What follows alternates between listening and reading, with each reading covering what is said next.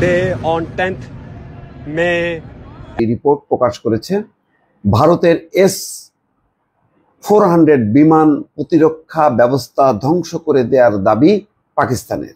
আজকের লাইভটি আমি দুজনের অডিও শোনাবো আপনাদের, আর নিজে কিছু আপডেট দেবো, যেটা এই রিসেন্ট আপডেট। আমি যদি প্রথমে আপনাদেরকে বলে রাখি, আপডেট প্রথম, রয়টার্স বলছে ভারত পাকিস্তানের এই যুদ্ধে ইতিমধ্যে ভারতের 83 বিলিয়ন মার্কিন ডলার ক্ষতি হয়েছে। 83 বিলিয়ন, নট মিলিয়ন।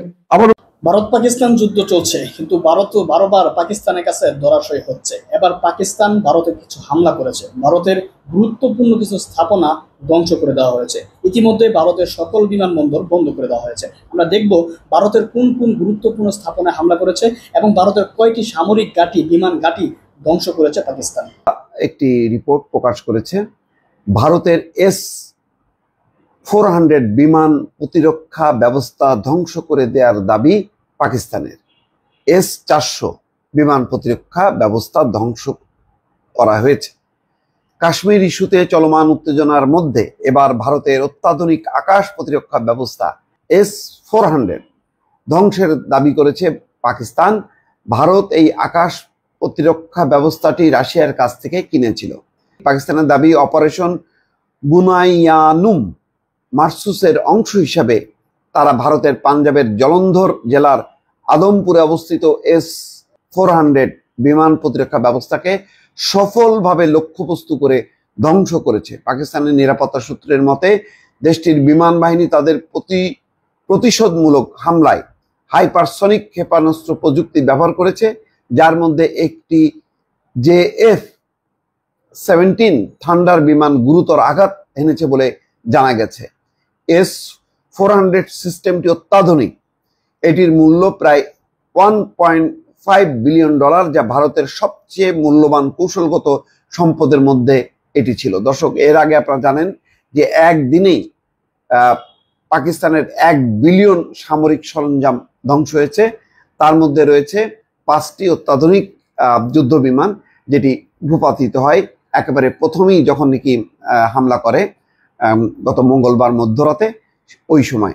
এরপর S-400 সিস্টেম, যেটি বলা হচ্ছে আকাশ প্রতিরক্ষা ব্যবস্থা, এটাও অত্যন্ত আধুনিক এবং মূল্যবান, যার মূল্য প্রায় $1.5 বিলিয়ন মার্কিন ডলার, সেটি ধ্বংস হয়েছে। অবশ্য গত মঙ্গলবার রাতে পাকিস্তানে ভারত মিসাইল হামলা চালানোর পর থেকেই একের পর এক দাবি করছে পাকিস্তান। প্রথমে তারা পাকিস্তানের 5টি যুদ্ধ বিমান ভূপাতিত করার দাবি করে, পরে ড্রোন ধ্বংস করার দাবি করে, যদিও এসব দাবির বিষয়ে ভারত এখনো পর্যন্ত কিছু জানায়নি। যদি মিথ্যাই হতো তাহলে ভারত কিন্তু সাথে সাথে প্রতিবাদ করতো এবং বলতো যে এগুলি কোনো বাস্তবতা নেই।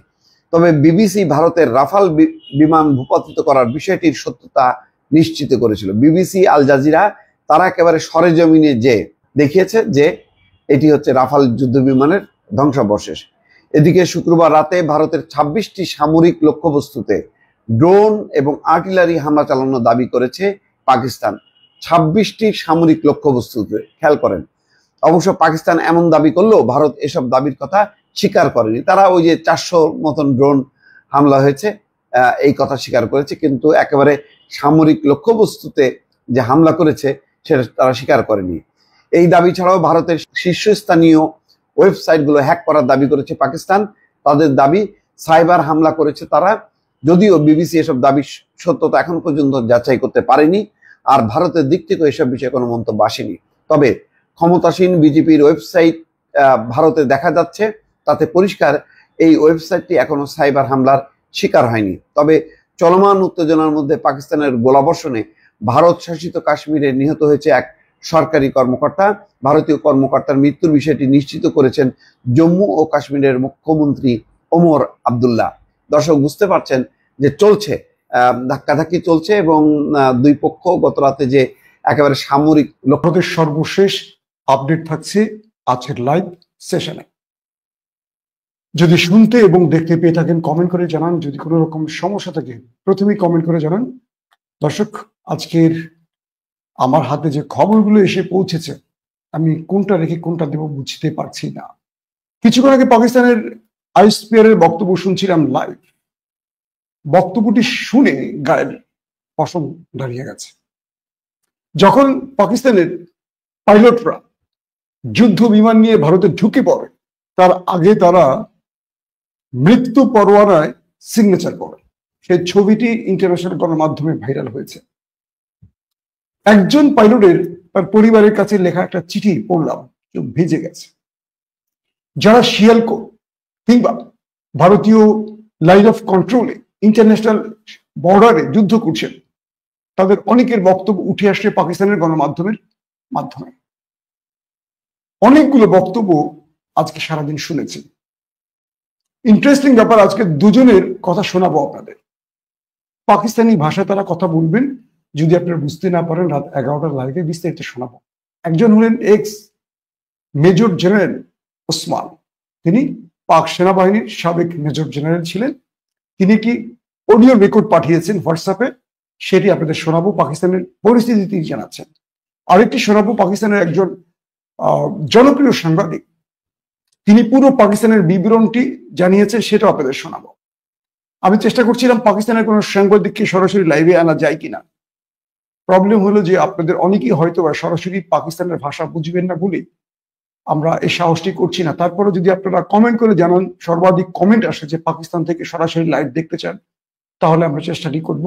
এবং ইন্টারন্যাশনাল গণমাধ্যম আল জাজিরা, টিআরটি ওয়ার্ল্ডের অনেক সাংবাদিকরা যারা পাকিস্তান কভার করছে, তারাও আমাদের সাথে কথা বলছে, তাদের সাথে আমরা কথা বলছি, শেয়ার করছি, পুরো নিউজগুলোকে ক্রস চেক করছি, সত্য মিথ্যা বোঝার চেষ্টা করছি। সব মিলে টোটাল আপডেট নিয়ে আজকের এই লাইভ। আজকের লাইভটি আমি দুজনের অডিও শোনাবো আপনাদের, আর নিজে কিছু আপডেট দেবো, যেটা এই রিসেন্ট আপডেট। আমি যদি প্রথমে আপনাদেরকে বলে রাখি, আপডেট প্রথম, রয়টার্স বলছে ভারত পাকিস্তানের এই যুদ্ধে ইতিমধ্যে ভারতের 83 বিলিয়ন মার্কিন ডলার ক্ষতি হয়েছে। 83 বিলিয়ন, নট মিলিয়ন। আবারও বলছি, 83 বিলিয়ন। এবার হিসাব করেন কত কোটি টাকা। রাফায়েল তৈরির পর সবচেয়ে বড় যে ধাক্কাটি এসছে, রাফায়েল প্রতিষ্ঠান বলছে যে আমাদের এই রাফায়েল এভাবে কখনো ধ্বংস হয়নি। কিন্তু পাকিস্তান এটা কি করলো আমাদের? রাফায়েলের পর রাশিয়া, ভ্লাদিমির পুতিনের দেশ রাশিয়ার S-400 আকাশ প্রতিরক্ষা সিস্টেম, এটা পুরো পৃথিবীতে রাজ করছে। সেই আকাশ প্রতিরক্ষাকেও শুইয়ে দিল এবার পাকিস্তান। দুটো ইতিহাস তৈরি করলো পাকিস্তান, এক রাফায়েল, দুই S-400। পাকিস্তান এমন কি ক্যারিশমা দেখাচ্ছে যে পৃথিবী বিখ্যাত এই যুদ্ধ জাহাজ কিংবা আকাশ প্রতিরক্ষা সিস্টেম পাকিস্তানের কাছে এসে মার খাচ্ছে। এই প্রতিষ্ঠানগুলো ইতিমধ্যে ব্যাপক আতঙ্কে আছে পাকিস্তানের কারণে, যে পাকিস্তান তাদেরকে কিভাবে লজ্জা দিচ্ছে। এই প্রতিষ্ঠানগুলো শেয়ার বাজার পড়ে যাচ্ছে। এই S-400 আমেরিকার মতো প্রতিষ্ঠান, মানে আমেরিকার মতো দেশ খতম করতে পারেনি রাশিয়ার। রাফায়েলকে বড় বড় দেশ খতম করতে পারেনি, কিন্তু পাকিস্তান বিমান বাহিনীর কাছে এগুলো এসে পুতুল হয়ে যাচ্ছে। ভারত তার রাফায়েলকে এখন পাকিস্তানের ঢোকাতে রীতিমতো ভয় পাচ্ছে। পাইলটরা ভারতে ঢুকতে চাইছে না রাফায়েল নিয়ে। পাকিস্তান কোন জাদুতে এগুলো করছে? দর্শক, যারা আজকে দিনে আমার লাইভ গুলো দেখেছেন, আজকে দিনে এর আগে সকাল 9টা এবং বেলা 1:30 দুটো লাইভ করেছি, পুরো আপডেট দিয়েছি। তার পরবর্তী লাইভটি এখন, এবং আজকে রাত 11টা আমার লাস্ট আরেকটি লাইভ। আপনাদের বলি, পাকিস্তান আজকে যে কাজটি করে, উদামপুর বেজে হাইপারসোনিক অ্যাটাক করে। এই হাইপারসোনিক অ্যাটাকটি ছিল রাশিয়ান তৈরি S-400 কে ধ্বংস করার জন্য। কারণ এই S-400 কে ধ্বংস করার জন্য রাশিয়া, পাকিস্তান যে কৌশলটি অবলম্বন করে, আপনাদেরকে একটি সংক্ষিপ্ত সেই বিষয়টি শোনাই। অর্থাৎ পাকিস্তান যে কৌশলটি অবলম্বন করে সেটি হলো, রাশিয়ান যে S-400 আছে, এই S-400টি তাকিয়ে আছে পাকিস্তানের, আমরা এক কথা বলতে পারি যে তাদের মিসাইল কিংবা যুদ্ধ বিমানকে খেয়ে দেওয়ার জন্য। তো এখানে পাকিস্তান আসলে যে কৌশলটি নিয়েছে, সেই কৌশলটি একটু বিবরণ দিচ্ছি আপনাদের। S-400 কে ফাঁকি দেওয়ার জন্য প্রথম জ্যামিং সিস্টেম, তুর্কি কোরাল জ্যামিং ইলেকট্রনিক্স ওয়ারফেয়ার ব্যবহার করেছে। এরপর রাডার সিস্টেমকে লক করেছে, নেভিগেশনকে লক করেছে। তারপর পাকিস্তান যে কাজটি করেছে, দিল্লির আকাশে অর্থাৎ ভারতের আকাশে প্রচুর সানগার্ড ড্রোন, তুর্কি নির্মিত প্রায় 350 থেকে 400 ড্রোন ছেড়ে দিয়েছে। এই সানগার্ড ড্রোন গুলো ঢুকে পড়েছে ভারতের আকাশে। S-400 আদার্স আকাশ প্রতিরক্ষা সিস্টেম গুলো এগুলোকে মারতে ব্যস্ত হয়ে গেছে, ঠাস ঠাস ঠাস ঠাস করে মারতেছে। কম দামে এই ড্রোন গুলো খুব আধুনিক প্রযুক্তির, এখানে আপনার মেশিন গান বসানো থাকে, রকেট লঞ্চার সিস্টেম থাকে, এখান থেকে শত্রুকে টার্গেট করে যেমন গুলি করা যায়, রকেট ছোড়া যায়, এখান থেকে ছোট মিসাইলও নিক্ষেপ করা যায়। তো এইগুলো পাকিস্তান ছেড়ে দিয়েছে যাতে ভারতের আকাশ প্রতিরক্ষা সিস্টেম বোকা পড়ে যায়। তো এগুলোকে যখন মারতে ছিল তখন মানে ভারতের এয়ার ডিফেন্স বিমান বাহিনীকে ব্যস্ত রেখেছে এই ছোট ছোট ড্রোন দিয়ে। এরপর পাকিস্তানের JS-17 থান্ডার ঢুকে পড়ে একদম ভারতের মধ্যে, ঢুকে 22টি সামরিক অবস্থান, ভারতের 22টি সামরিক অবস্থানে পাকিস্তান মিসাইল অ্যাটাক করে, ড্রোন অ্যাটাক করে। এবং সবচেয়ে ভয়াবহ যে খবরটি সেটি হলো ভারতের অহংকার ব্রাহ্মস মিসাইল, এটার যে স্টোরেজ, সকল ব্রাহ্মস মিসাইল যেখানে রাখা হয়েছে সেই স্টোরেজটিকে অ্যাটাক করে উড়িয়ে দেয়, একদম ধ্বংস করে দেয়। এটা ভারতের সবচেয়ে বড় ধাক্কা। তারপর মানে এই ড্রোনের ফাঁকে হঠাৎ করে JS-17 থান্ডার দিয়ে S-400 কে অ্যাটাক করে। এই JS-17 থান্ডার এটি হলো হাইপারসনিক মিসাইল, এটি দিয়ে মোটামুটি একটা শক্ত ধাক্কা দেয় এবং S-400 রাশিয়ার তৈরি এটি শেষ হয়ে যায়। এবং এক কথায় যে ইলেকট্রনিক ওয়ারফেয়ারের এই চমৎকার প্রয়োগটি পাকিস্তান করে খুব বুদ্ধিমত্তার সাথে, অর্থাৎ ভারতের সাথে একটা খেলা করে।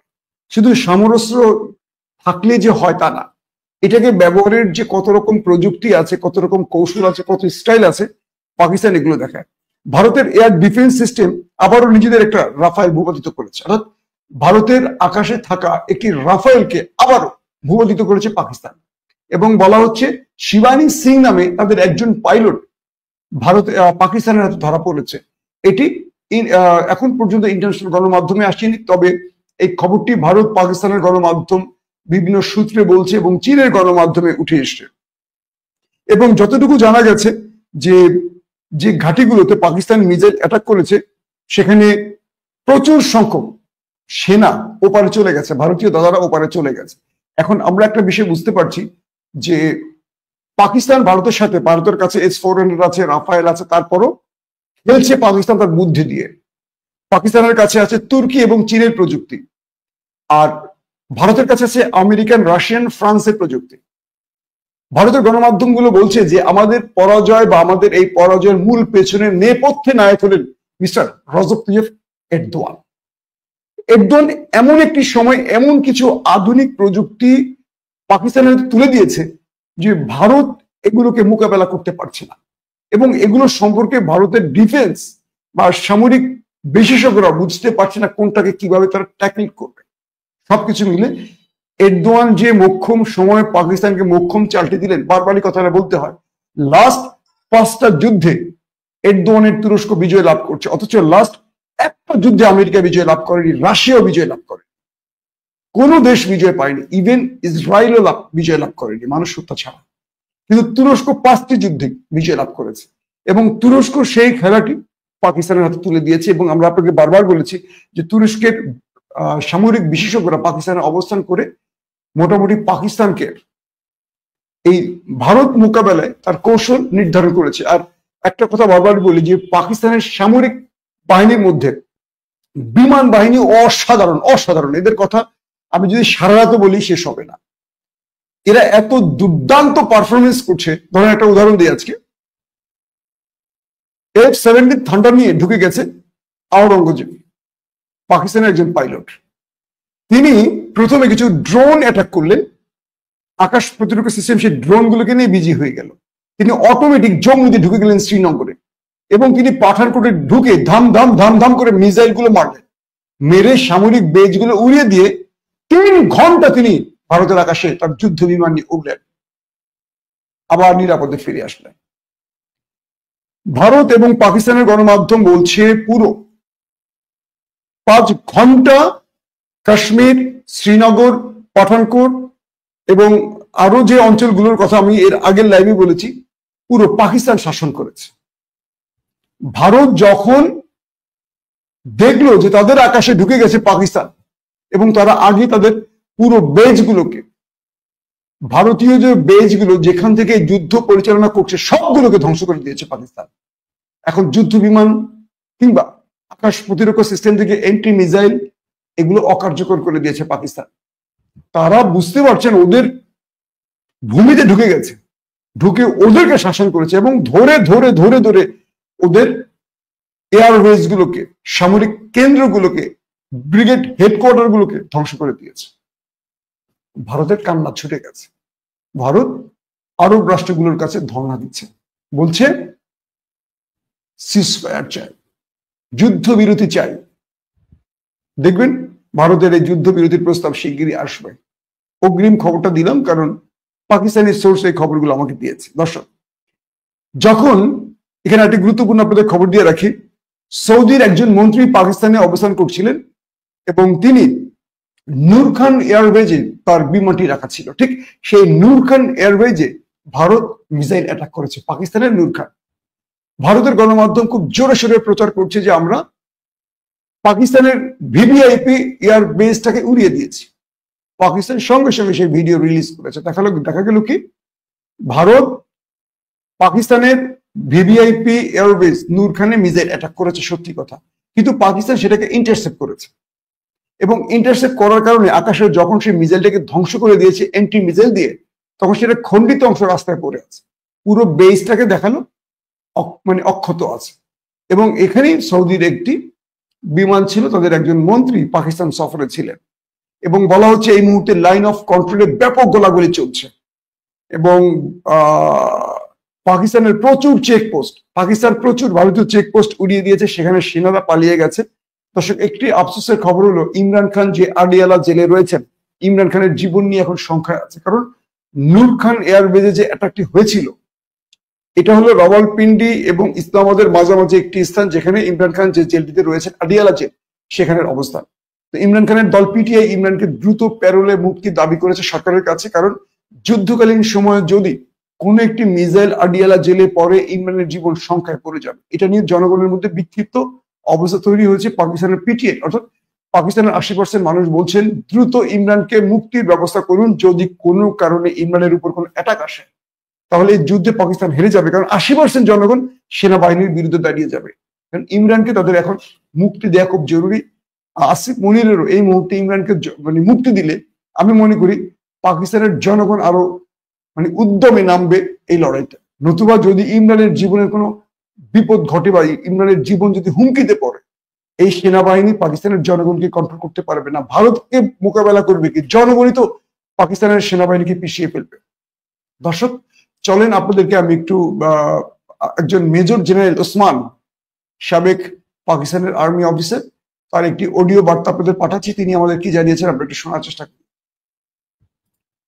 अस्सलाम वालेकुम दोस्तों, भाइयों, क्या हाल है? सब खैरियत से हो? अच्छा यार, मैं ग्रुप में देख रहा था, कोई फेक वीडियोस भी शेयर हो रही थी, कोई बातें भी बन रही थी, कोई डेथ नोट साइन करवा रहा था, कोई क्या चल रहा था, लेकिन अल्हम्दुलिल्लाह ऐसी कोई बात नहीं है।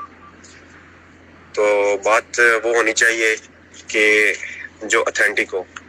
तो मैं अभी आपको ऐसी ऑथेंटिक बात बताने लगा हूँ जो कि अभी तक किसी मीडिया पे नहीं आई है, किसी को पता नहीं है, right from the horses mouth. Allah Taala ने इतना खास करम किया है जिसका आप अंदाजा नहीं लगा सकते। पाकिस्तान ने तारीख रकम की है 2 दिन पहले जब उनका राफेल गिराया, और अभी अल्लाह ताला हैज बीन वेरी काइंड। अल्लाह ने बड़ी इज्जत दी है, बड़ा अल्लाह ने लाज रखी है हमारी, कि पाकिस्तान एयरफोर्स ने उनका S-400 surface to air missile system completely तबाह कर दिया, कंप्लीटली तबाह कर दिए। इससे पहले वर्ल्ड में तारीख में ऐसा किसी के पास ये एजाज नहीं है, रिकॉर्ड नहीं है।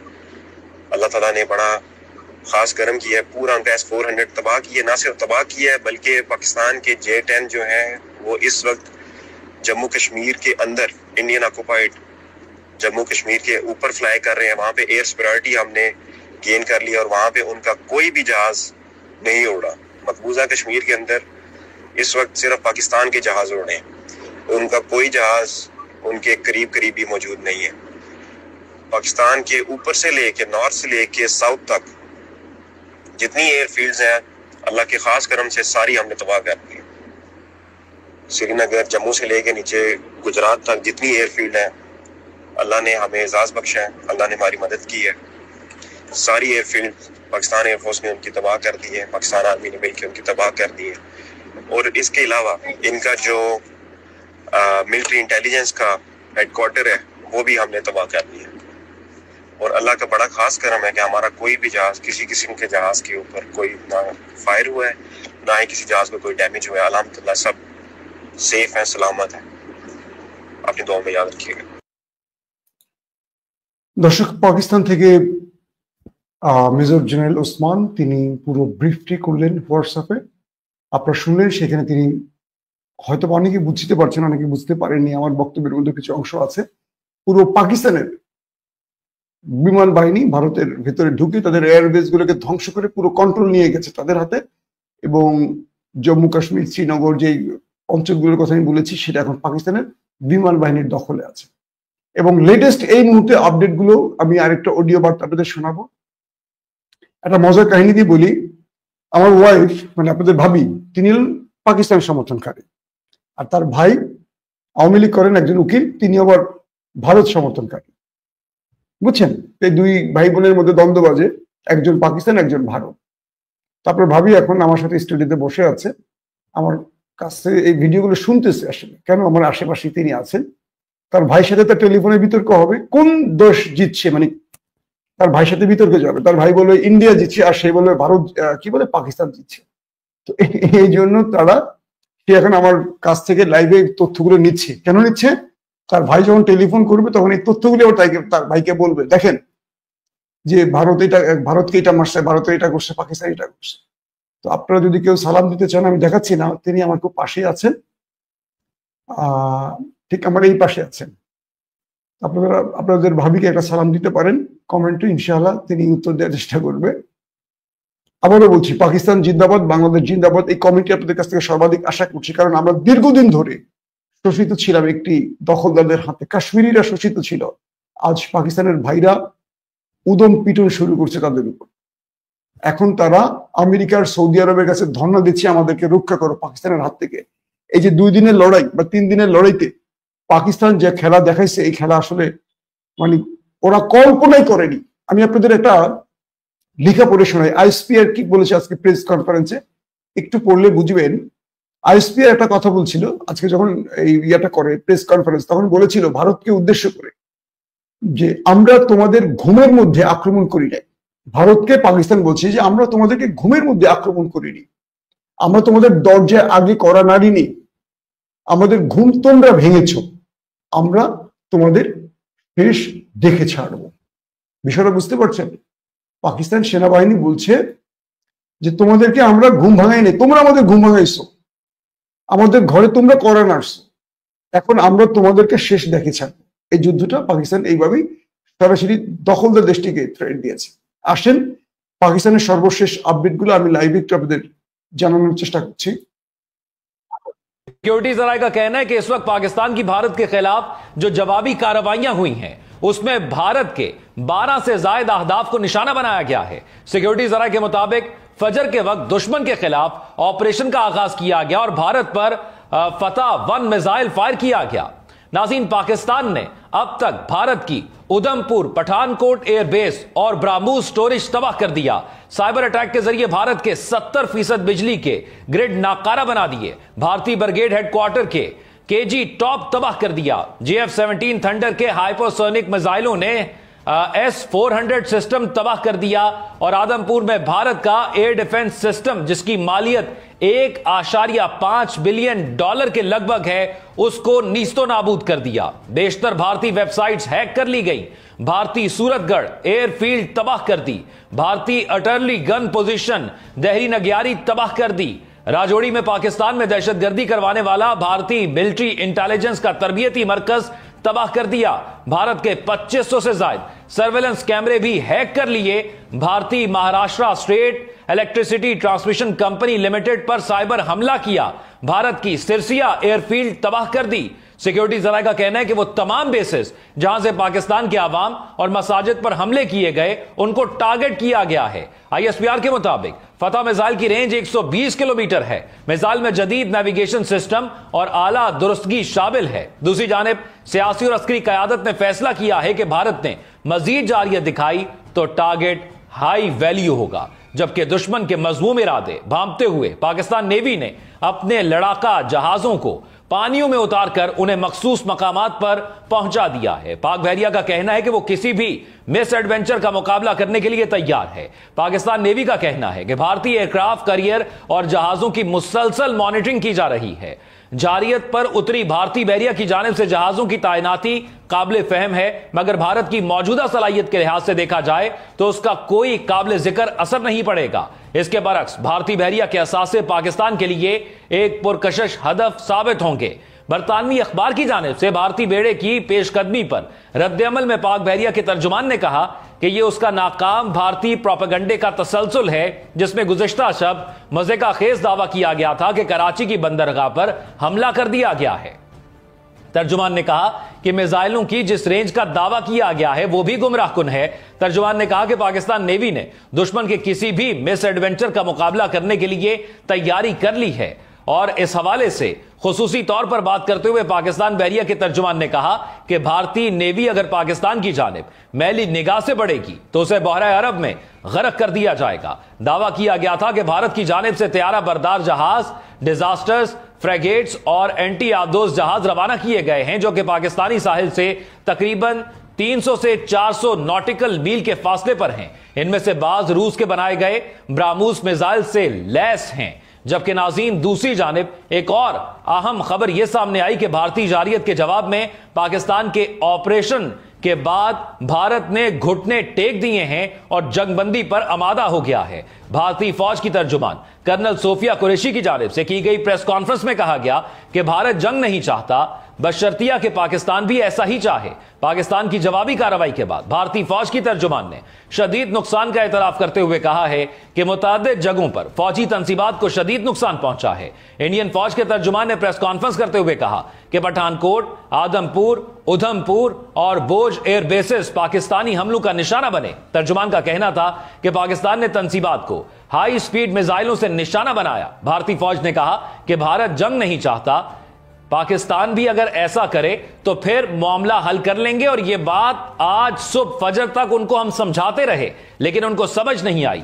दूसरी तरफ नायब वजीर आजम और वजीर खारजा इसहाक डार ने कहा है कि अगर भारत रुक जाए तो हम भी रुक जाएंगे। एक निजी टीवी चैनल को इंटरव्यू देते हुए उन्होंने कहा कि अफवाज पाकिस्तान ने हमारा सर फखर से बुलंद कर दिया है। अमेरिका और सऊदी अरब की भी यही अपील है कि मामला यहीं रोक दें। जबकि पाकिस्तान ने अपने ऑप्शंस को इस्तेमाल किया और पाकिस्तान एयरफोर्स के साइबर विंग ने इंडिया के स्ट्रेटेजिक इदारों की वेबसाइट्स भी हैक की। पाकिस्तानी ड्रोन्स ने नई दिल्ली और मकबूजा कश्मीर में भारत के वो मराकज जहां से पाकिस्तान के खिलाफ रियासती दहशतगर्दी के मंसूबे बनाए जा रहे थे, उन पर हमला किया है। जराये के मुताबिक भारतीय हुकूमत की कुछ अहम शख्सियात जो हमले की मंसूबाबंदी कर रही थी, जो फौजी अड्डे पर मौजूद थी, उनको भी निशाना बनाया गया। जहां कुछ अहम शख्सियात मारी गई, मगर ताहाल हुकूमती जराये उनकी तस्दीक नहीं कर रहे, ताहम उनके नाम जल्द सामने आ जाएंगे। इसके साथ साथ सिक्योरिटी जराये के मुताबिक पाक फजाइया की कार्रवाई के बाद इंडियन मिलिट्री सैटेलाइट काम नहीं कर पा रहा। याद रहे कि पाकिस्तान ने भारतीय जारियत के जवाब में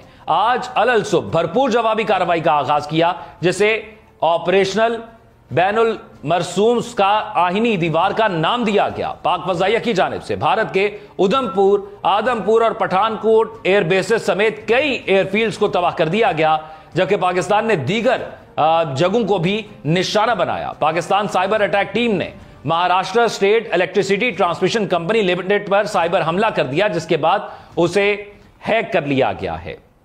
नाज़रीन, मामला यहां पर खत्म नहीं हुआ। पाकिस्तान ने यह कहा था कि हम भरपूर जवाब देंगे। गुज़िश्ता रात पाकिस्तानियों ने यह देखा कि भारत ने पाकिस्तान की मिलिट्री इंस्टॉलमेंट्स पर जो पाकिस्तान की फिजाई हदूद के अंदर दाखिल होकर हमला करने की कोशिश की। नाज़रीन, यहां पर दो किस्म के फर्क सामने आए। एक फर्क यह था कि जब भारत ने पाकिस्तान पर पाकिस्तान की मिलिट्री इंस्टॉलेशंस पर हमला किया तो पाकिस्तान के तमाम असासे महफूज रहे। पाकिस्तान ने बहुत ही प्रोफेशनल तरीके से उसको नाकारा बनाया। जबकि जब पाकिस्तान ने हमला किया तो भारत का यही डिफेंस सिस्टम काम नहीं कर पा रहा था, क्योंकि पाकिस्तान ने उसको जैम कर दिया था। कल पाकिस्तान के अंदर भारत की जानिब से अनगिनत ड्रोन्स भेजे गए। पाकिस्तान ने बारहा कहा कि हम अमन की ख्वाहिश रखते हैं, हमारी कमजोरी ना समझो इसको, और अगर भारत ने इसको कमजोरी समझा तो फिर ऐसा जवाब देंगे कि फिर उसकी नस्लें याद रखेंगी। और ऐसा ही हुआ, जैसे DGISPR ने कहा था कि जब हम हमला करेंगे इस जवाबी हमले की किसी खबर की जरूरत नहीं होगी। প্রিয় দর্শক, আমরা পাকিস্তানের একজন সাংবাদিকের টেলিভিশন নিউজের একটি অডিওতে আপনাদেরকে পুরো শোনালাম যে কি হয়েছে, ভারতের কোথায় কোথায় আক্রমণ হয়েছে, ডিটেলটা আপনারা শুনেছেন। আমরা এখন এই মুহূর্তে এখানে শেষ করতে চাই। রাত 11টায় আমাদের সাথে তুরস্ক থেকে ওয়ালিদ বিন সিরাজ থাকবেন। তিনি আজকে রাতের সর্বশেষ আপডেটগুলো আমাদের জানাবেন, কারণ তুরস্কে এই মুহূর্তে পাকিস্তানকে যে যুদ্ধে সহযোগিতা করছে তার লেটেস্ট খবরগুলো ওয়ালিদ ভাই জানেন। এবং TRT ওয়ার্ল্ডে ভারত পাকিস্তানের যুদ্ধের এই মুহূর্তে পুরো চার্জ ওয়ালিদ ভাই সিরাজের রয়েছে। আন্তর্জাতিক টেলিভিশন TRT ওয়ার্ল্ড, সেই টেলিভিশনের পাকিস্তান এবং ভারতের যে লড়াইটা চলছে এটার পুরো নিউজ কভারটা, মানে নিউজের প্রধান দায়িত্বে আছেন তিনি। এবং পুরো কম্পাইল নিউজগুলো আজকে আমাদের রাত 11টার লাইভ শোতে আমরা জানাবো আপনাদের। সেই পর্যন্ত বিদায় নিচ্ছি। অবশ্যই আমাদের চ্যানেলটি সাবস্ক্রাইব করে আমাদের সঙ্গে থাকবেন, ফেসবুকে লাইক ফলো করে আমাদের সঙ্গেই থাকবেন, দোয়া করবেন বেশি বেশি করে। এবং শেষ আরেকটি কথা বলবো, কাশ্মীর মুক্তি পাক, ফিলিস্তিন মুক্তি পাক, পৃথিবীর প্রতিটি নির্যাতিত মানবতা মুক্তি পাক। আমরা যুদ্ধ চাই না, আমরা শান্তি চাই। দর্শক, আপনারা দেখলেন গুরুত্বপূর্ণ জায়গা কতগুলো এবং কি কি গুরুত্বপূর্ণ জায়গায় হামলা চালিয়েছে পাকিস্তান, সেগুলোকে ধ্বংস করে দেওয়া হয়েছে। পাকিস্তান আগে থেকে বলেছে তারা কোনো বেসামরিক স্থাপনায় হামলা করবে না, সামরিক এবং সরকারি যে সমস্ত স্থাপনা রয়েছেন সেগুলোতে হামলা করবে, এবং পাকিস্তান সেটাই করেছে। কিন্তু পক্ষান্তরে ভারত পাকিস্তানের বেসামরিক সাধারণ মানুষের উপর হামলা করে মানুষ, শিশু সহ, নারী সহ সবাইকে তারা হত্যা করছে।